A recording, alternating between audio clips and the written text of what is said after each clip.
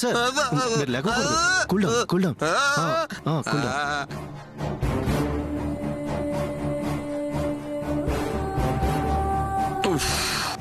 ఇదేం సిల్లే పత్తాలాట్లో hand down ఉన్నప్పుడు ప్రతి ఆటలోనూ లైఫ్ రానట్టే ఇదేంది ఇది ఏదో ఒక ఆధారం ఇట్ట దొరికినట్టే దొరికి పుసుకం జారిపోతున్నది.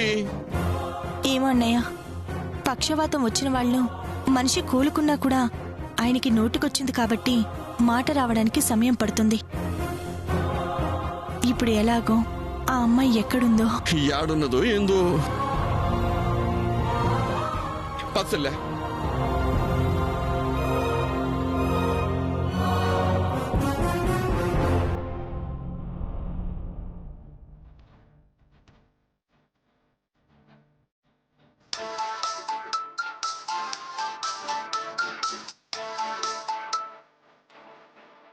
హలో, ఎలా ఉన్నారండి? మంజుల. అవునండి, నేనే. బాగున్నాను మంజుల, నువ్వెలా ఉన్నావు? బాగున్నానండి. నీ చదువు ఎలా సాగుతోంది? చాలా బాగా సాగుతుంది. అక్కడ నీకేం ఇబ్బందులు లేవు కదా? లేవండి, మీకు తెలిసిన వాళ్ళు నన్ను వాళ్ళ సొంత మనిషిలా చూసుకుంటున్నారు. అక్కడ పరిస్థితులన్నీ చక్కబడ్డాయా? నీ చదువు పూర్తయ్యే వరకు ఇక్కడ గురించి ఆలోచించద్దు, కెరీర్ గురించి కాన్సన్ట్రేట్ చేయి. అలాగేనండి, వచ్చాక చేయడం కుదరలేదు అని చేశాను, మళ్ళీ చేస్తాను. సరే మంజుల, జాగ్రత్త.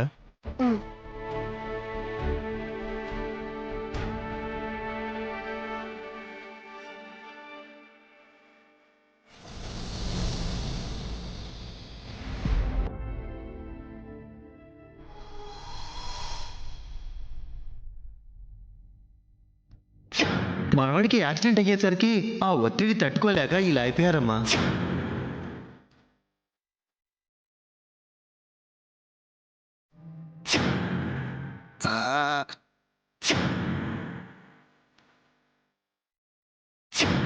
రావడం అయితే సివియర్గా పెరాలసిస్ స్ట్రోక్ వచ్చింది.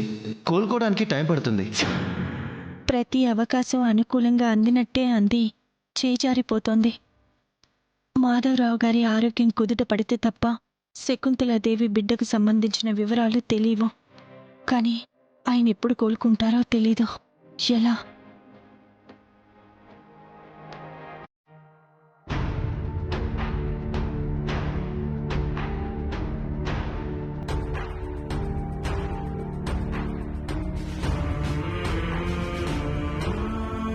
వదినా, శకుంతల వల్ల రోజు రోజుకు అన్యాయం అయిపోతున్నా మన జీవితాల గురించి ఆలోచిస్తున్నావా?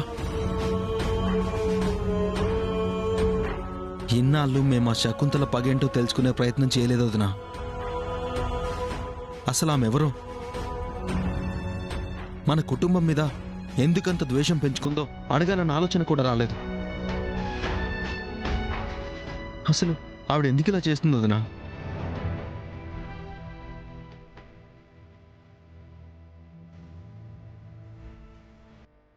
మీరు చెప్పకపోతే నేను చచ్చిన తొట్టి.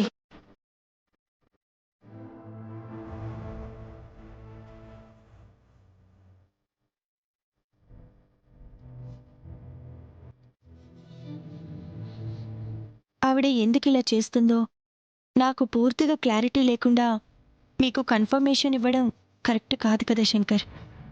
ఎప్పటినుంచో నాకు ఒక సందేహం మెదడులో తొలుస్తుంది వదినా, అడగమంటావా? అడుగు నాని.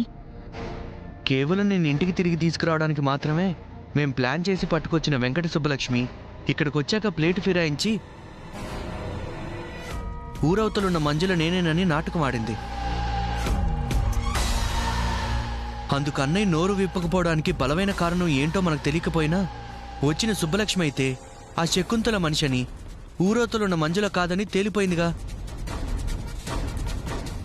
సో ఊరవతలున్న మంజుల గురించి ఆ శకుంతలకు తెలిసే ఉండాలిగా. ఒకవేళ శకుంతల పగకి ఊరవతలున్న మంజులకి ఏదన్నా లింక్ ఉందంటావా? వదినా, నాని చెప్తుంటే నాకు కూడా అనుమానం వస్తుంది. అక్కడున్నది మంజుల అని అన్నయ్య కలుస్తున్నాడని శకుంతలకు తెలిస్తేనే కదా సుబ్బలక్ష్మితో నాటకం ఆడించగలదు. అవునా? అసలు ఈ సమస్యకి పరిష్కారం ఏంటోదినా? దీనికి అంతం ఎప్పుడు? వీటన్నిటికీ సమాధానం చెప్తారేమో అన్న ఆశ, పరిష్కారం చూపించగలిగే నమ్మకం ఒకే ఒక్క పెద్ద మనిషి.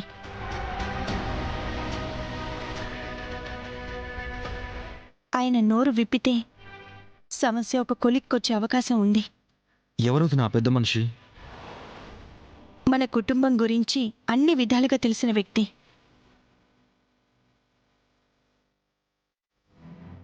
ప్రస్తుతం ఆయన ఆరోగ్యం బాలేదు. సమయం వచ్చినప్పుడు నేనే మీకు పూర్తి వివరాలు చెప్తాను. మీరు వెళ్ళి పడుకోండి. ఉమ్.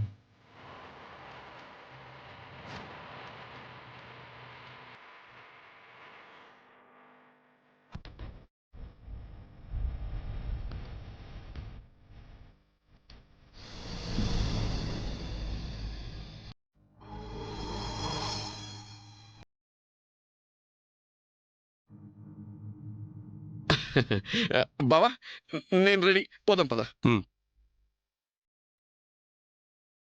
సీత, పొలానికి వెళ్ళొస్తాం. అలాగేనండి. మేం కూడా నీతో పాటు వస్తాం అన్నయ్య. అవునన్నయ్య, ఒకరికొకరం పనిలో తోడుంటాం కదా. ఇంతకు ముందు పని చేసి ఒళ్ళు నొప్పులు తెచ్చుకున్నారు కదరా. వాళ్ళిద్దరికంటే ఆ పనులు అలవాట్లేదు. నాకు అలవాటేగా అన్నయ్య. వీళ్ళు చేసే పనులు వీళ్ళు చేస్తారు. తీసుకెళ్దాం అన్నయ్య. సరే పదండి.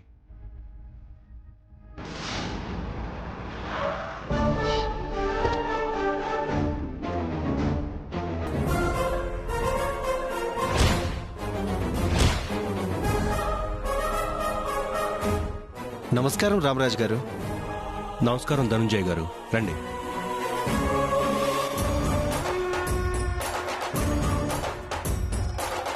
క్షమించండి రామరాజు గారు, ఇలాంటి విషయంలో మిమ్మల్ని కలవాల్సి వస్తుందని నేను అనుకోలేదు. కానీ తప్పలేదు. అంతగా ఇబ్బంది పడే విషయం ఏంటి సార్? అమీన్, ఆ నోటీస్ ఇవ్వండి. ఏంటండి ఇది? మీ ఇంటిని వేలం వేయడానికి కోర్టు ఇచ్చిన నోటీస్.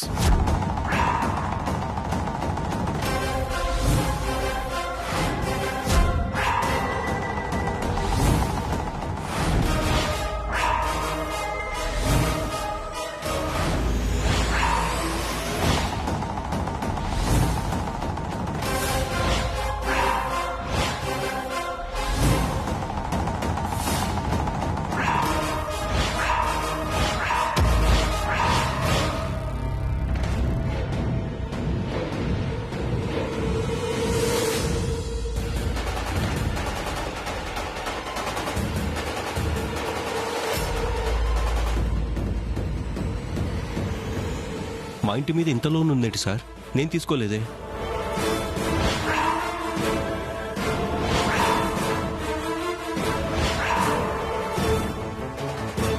నేనే తీసుకున్నా అన్నయ్య.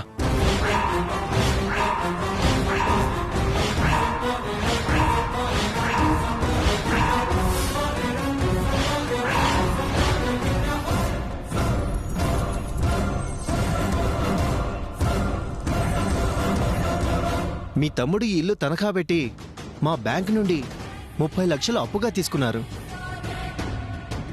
కొన్ని కిస్తీలు కూడా కట్టారు. ఆ తర్వాత ఎందుకనో ఆపేశారు. మేమెంత ప్రయత్నం చేసినా గానీ శంకర్ గారు అందుబాటులోకి రాలేదు. మా ప్రొసీజర్ ప్రకారం పేపర్ ప్రకటన కూడా ఇచ్చాము. అయినా ఎలాంటి స్పందన లేదు. అందుకే కోర్టుకి నోటీస్ పెట్టాల్సి వచ్చింది. కట్టిన వాయిదాలు పోను వడ్డీతో సహా 25 లక్షలు కట్టాలి.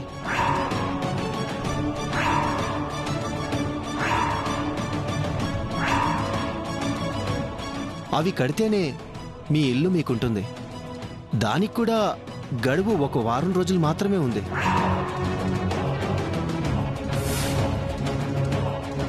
మీరు ఆ డేటాని నోటీస్లో చూసుంటారు. లేదంటే మాత్రం 7వ రోజున వేలంపాట నిర్వహించక తప్పదు.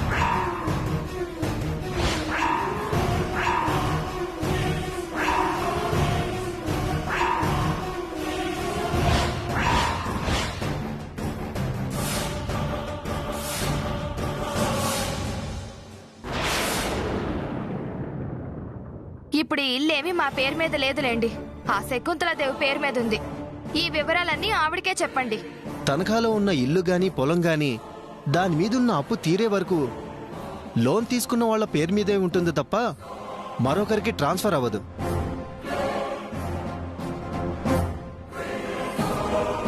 పోనీ కోర్టులో అప్పీల్ చేస్తే వేలంపాటికి స్టే వచ్చే అవకాశం ఉందంటారా? ఇక అవకాశం లేదమ్మా. ఒకటి, గడువులోపు బ్యాంక్ అప్పు తీర్చేయాలి, లేదా వేలంపాటకు వెళ్ళడం.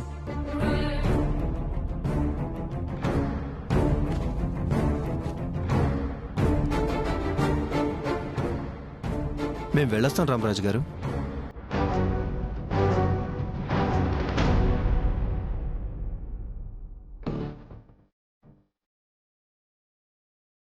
శంకర్, 30 లక్షలకి ఇల్లు తాకట్టు పెట్టి మరీ అప్పు తీసుకోవాల్సిన అవసరం ఏంటి? కనీసం నాతో మాట మాత్రమైనా చెప్పలేదేంట్రా?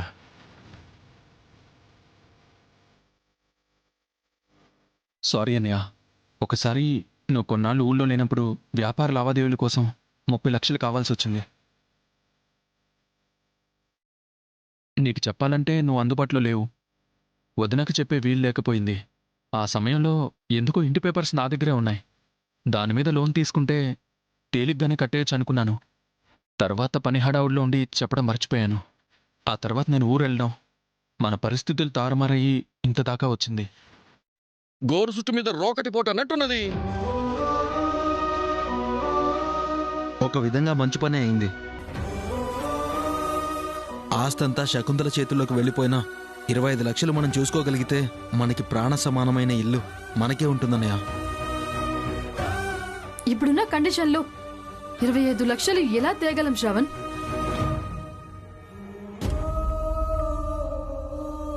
పైగా వారం రోజులే టైం ఉంది. ఆ దశలో అసాధ్యం. తలుచుకుంటే సాధ్యం కానిదేదీ లేదు. శ్రవణ్ అన్నట్టు ఎలాగైనా ఇంటిని మనమే దక్కించుకోవాలి. దక్కించుకుంటే బానే ఉంటుంది వదినా. కానీ ఇంత తక్కువ సమయంలో అంత డబ్బంటే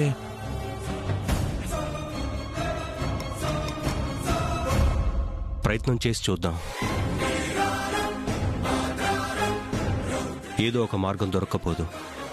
చూస్తూ చూస్తూ వదిలేసే బదులు మానవ ప్రయత్నం చేద్దాం. అన్నయ్య, మన షాప్ కోసమే తప్ప నేనేమీ స్వార్థం కోసం ఈ పని చేయలేదన్నయ్య. నన్ను క్షమించన్నయ్య. సంజాయిషులు ఎందుకు శంకర్? జరిగిందేదో జరిగింది. శ్రవణ్ అన్నట్టు ఒక రకంగా మంచిదే.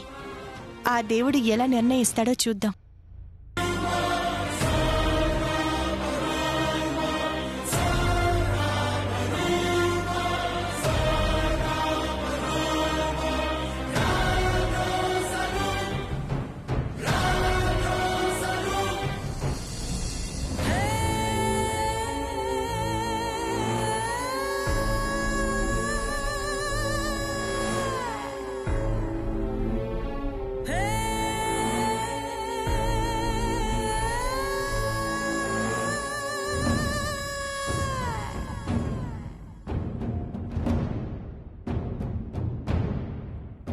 అమ్మగారు,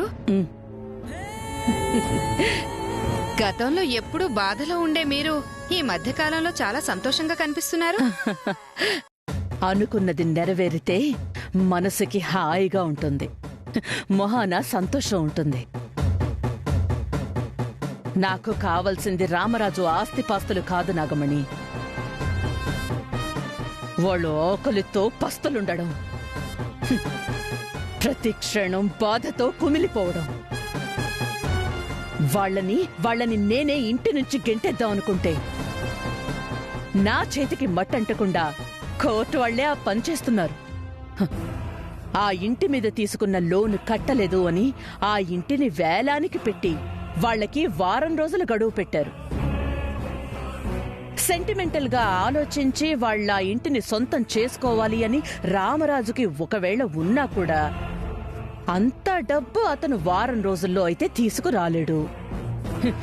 బ్యాంకు రుణం కట్టలేక ఇంటితో ఉన్న రుణం ఆ కుటుంబానికి తీరిపోయినట్టే. పాట ఎంత దూరం వెళ్ళినా ఆ ఇంటిని నేనే దక్కించుకుంటాను.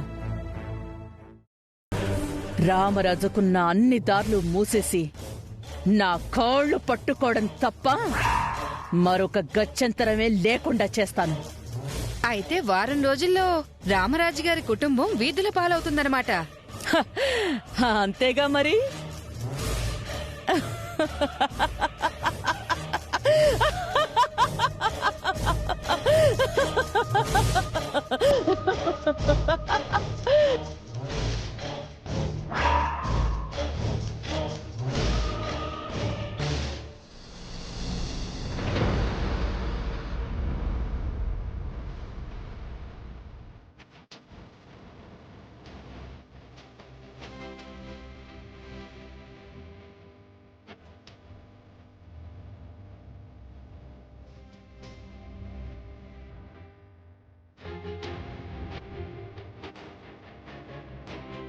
మీ ఇంటిని వేలం వేయడానికి కోర్టు ఇచ్చిన నోటీస్.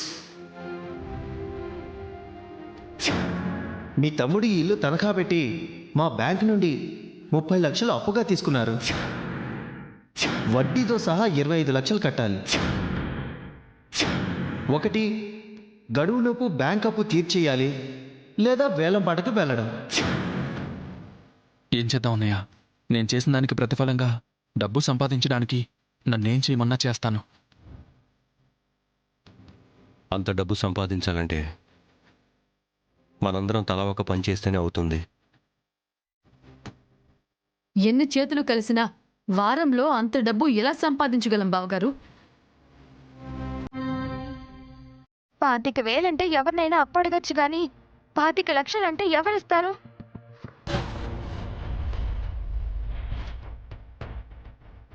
పైగా ఆ శకుంతల పేపర్ ప్రకటన ఇచ్చాక తెలిసిన వాళ్ళు కూడా మొహం చాటేస్తున్నారు.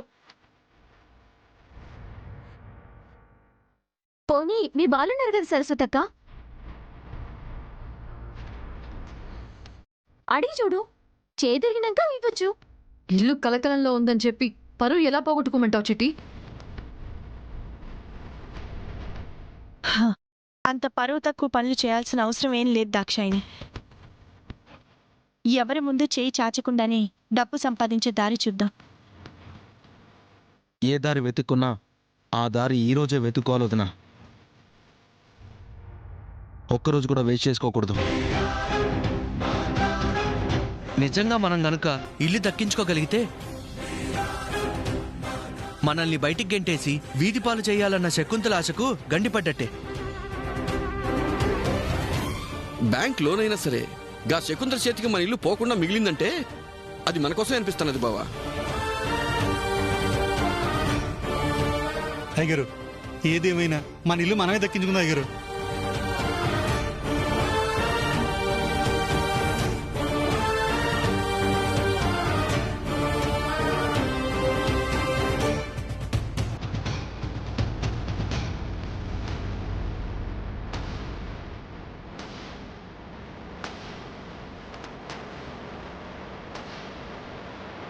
పాతిక లక్షలు ఎలా కట్టాలి?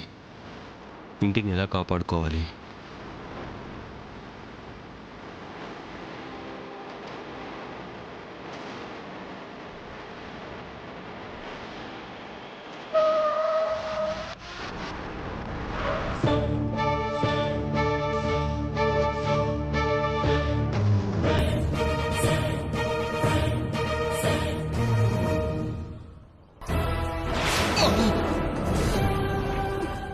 ఏంటి ధర్మారావు గారు, ఏంటి మీరు చేస్తున్న పని? ఎందుకు ఆత్మహత్య చేసుకోవాలనుకుంటున్నారు? ఏం చేయమంటావు రామరాజు? బతుకు భారమైన మనిషికి చావేగా దారి. మీకు బతుకు భారం అవ్వటం ఏంటి? ఎప్పుడు మీ వ్యాపారం పచ్చగా కలకల్లాడుతూనే ఉంటుంది కదా. ఆర్థికంగా ఏ కొదవా లేదు. ఫర్నిచర్ వ్యాపారం చేసే చాలా మందికి మీరు పెద్ద ఇన్స్పిరేషన్. అందులో నేను ఒకణ్ణి. నిజం చెప్పాలంటే మీరు చేసే వ్యాపారంలో మెలకువలు పరిశీలించే నా షాప్ని బాగా డెవలప్ చేసుకున్నాను. అలాంటిది మీరు బ్రతకలేక ఈ మార్గాన్ని ఎన్నుకోవటం నమ్మశక్యం కావట్లేదు ధర్మారావు గారు. జీవితం అయినా వ్యాపారం అయినా తలకిందులు అవడానికి ఎంతసేపు రామరాజు? ప్రపంచవ్యాప్తంగా బిజినెస్ డెవలప్ చేసుకున్న వాళ్ళు ఆర్థిక ఇబ్బందుల కారణంగా ఆత్మహత్య చేసుకున్న దాఖలాలున్నాయి. ఇక నేనెంత?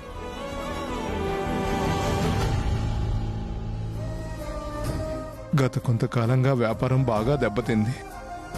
దానివల్ల తలకు మించిన అప్పులయ్యాయి. నా షాప్లో పనిచేసే వర్కర్స్ కూడా శాలరీస్ ఇవ్వలేని స్థితికి దిగజారిపోయాను. వర్కర్స్ ఎవరికి శాలరీస్ అందటం లేదు సార్.